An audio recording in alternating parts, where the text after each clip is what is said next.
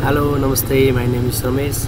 म चाहिँ आज मेरो घरबाट काठमाडौँतिर आइरहेको छु। यो चाहिँ पासाङनाम राजमार्ग हो। यो धेरै पुरानो राजमार्ग हो, तर यसको स्थिति चाहिँ साह्रै दयनीय अवस्था रहेको छ। यहाँ धुलै यस्तो छ, धुलो हिलो यस्तै छ। बाटो पनि लगभग 10-11 वर्ष जति भइसक्यो। यो बाटो निर्माण गर्ने भनेर भएको पिचलाई पनि उतारेर नयाँ बनाउन कोसिस गरेको, तर लगभग 10-11 वर्ष भइसक्दाखेरि पनि यहाँको कुनै पनि प्रोसेस हुन सकेको छैन। नुवाकोट जाने यो एउटा प्रमुख बाटोको रूपमा रहेको थियो भने अब अहिले चाहिँ यता छरेटो खाएर गल्छीको कारणले गर्दाखेरि हामीहरूको यो पासाङनाम राजमार्ग चाहिँ एकदम दयनीय अवस्था बन्दै गएको छ। विकासको छाडकाट त खासै केही देखिएको छैन।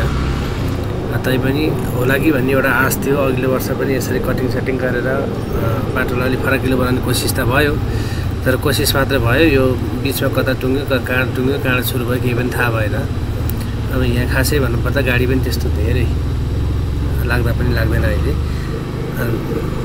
लगभग लोकल गाडीहरू 1-2वटा बसहरू मात्र लाग्छ। त्यत्रो हाइवेको गाडीहरू पनि यहाँ चल्न छोडिसक्यो। किनकि अहिले छरेटोखाको बाटो एकदम राम्रो भएको छ, साथै गल्छीतिर पनि बाटो राम्रो भएको कारणले गर्दाखेरि जति माइक्रो बसहरू जे जति छन् सबै त्यहाँ डाइरेक्ट बटारमा पिपलटार हुँदै बटारमा जाने कारणले गर्दाखेरि यो बाटोको चाहिँ अवस्था एकदम दयनीय रहेको छ। आज चाहिँ म घरबाट आउँदैछु काठमाडौँतिर। हिजो छरेटोखा हुँदै गएको थिएँ। आज चाहिँ आउँदाखेरि बाटो कस्तो रहेछ त, कतिको धुलो रहेछ भन्ने हेर्दै आएको। बाटो एकदम धुलो। यहाँ आउँदाखेरि लगभग मान्छे छिर्नै नसक्ने अवस्था जस्तो भएको थियो। बाटो चाहिँ यस्तै रहेछ। रानीबेभन्दा अलिक परैपट्टि नै हो। आउँदैछु। अलिअलि ग्राभेल हाल्ने काम चाहिँ भएको रहेछ, तर धेरै धुलो, त्यो चिप्लिने बाइकहरू चिप्लिने त्यस्तो अवस्था छ।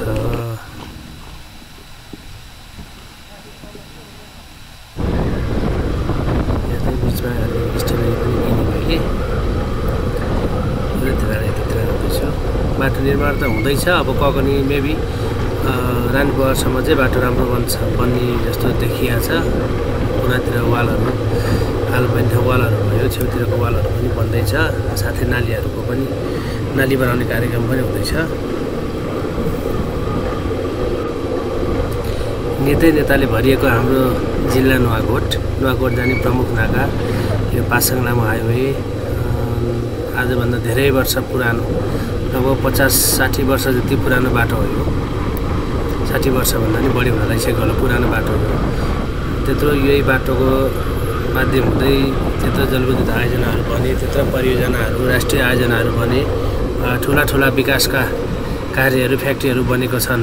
तर अब अहिले यही बाटोलाई नै कोही कसैले वास्ता गरेका छैन। अब भनिन्छ अब जुनै पनि सरकार आउँदा पनि नुवाकोटको चाहिँ एकजना चाहिँ अलिकति ठुलै पोस्टमा रहेका छन् हाम्रा नेताहरू। तैपनि अब खोइ विकासको चाहिँ खासै देखिएन भने त विकास त देशभरि जताततै गर्नु पर्यो। तर पनि काठमाडौँबाट नजिक जोडिएको जिल्लाको हालतै यस्तो अवस्था छ भनेदेखि काठमाडौँभन्दा बाहिर धेरै परका दुर्गम भेगका ठाउँहरूमा चाहिँ कस्तो अवस्था होला। त्यो ठाउँमा एउटा निश्चित रूपमा चाहिँ विकास गर्नुपर्ने ठाउँ विकास गर्नको लागि चाहिने बाटोघाटोकै अवस्था यस्तो छ भनेदेखि अरू विकास के होला भन्न पनि आँकडा गर्न सकिन्छ। अब आशा छ बिस्तारै बन्दै गरेको छ। अब आशा गरौँ कमसेकम पुरै बाटो नबने पनि आधी बाटो बन्ने जस्तो चाहिँ छाडकाट देखिया छ। अब त्यो पनि अब फिक्स छैन, नबनेसम्म भरै भएन।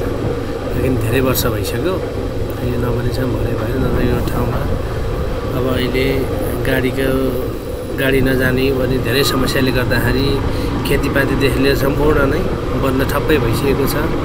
साँच्चै भनौँ भने हाम्रो जुन बेलकोटगढी नगरपालिका रहेको छ र बाटोको अवस्था यस्तो छ। बेलकोटगढी नगरपालिका चाहिँ मेरो घर भयो, त्यहाँ बाटो भन्नुपर्दा अहिले छ।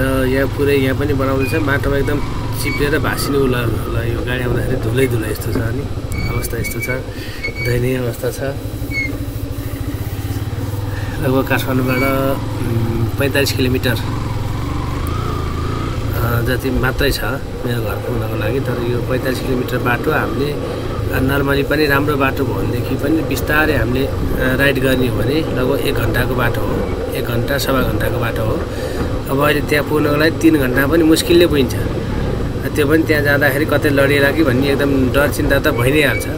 मात्र यति मात्र छ कि बाटो छ तर गाडीले चाहिँ अरू गाडीले ओभरटेक गर्ला अथवा अरू गाडी हुत्तेर चाहिँ टर्निङमा आउला भन्ने चाहिँ छैन। त्यो चाहिँ ढुक्क छ, किनकि गाडी नै चल्दैन भन्दा पनि हुन्छ। 1-2वटा यसो फाटाफुट्टा यसो कोही गाउँलेहरू जाने मात्रै हुन्, त्यो कारण गाडीको चाप चाहिँ छैन। तर अवस्था चाहिँ एकदम दयनीय छ। अब कुन दिन बन्छ के गर्छ त्यसपछि बल्ल केही बन्दियो भने रात हुन्थ्यो होला। हामीहरूलाई घर जाँदा कहिलेकाहीँ काम नगरी बस्न पनि सकिएन सहरमा।